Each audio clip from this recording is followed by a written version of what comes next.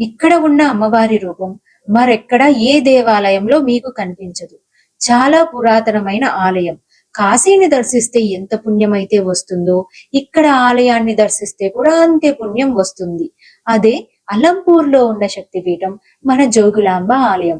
ఇక్కడ జోగులాంబ తన శక్తులైన చండీముండీలతో ఈ ఆలయంలో వెలిసింది.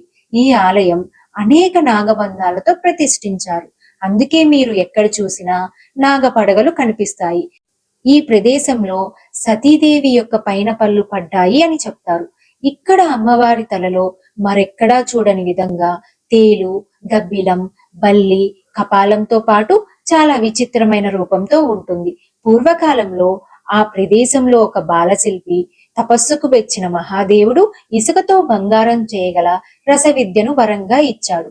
అతడు అక్కడ నవబ్రహ్మల ఆలయాలను నిర్మించాడు. ఆ బాలశిల్పి జీవితంలో శివుడు చేసిన లీలలను, ఈ ఆలయ పూర్తి వివరాలు మరియు ఆలయ రహస్యాలు క్రింద ఉన్న డిస్క్రిప్షన్ లింక్ లో మీరు చూడవచ్చు.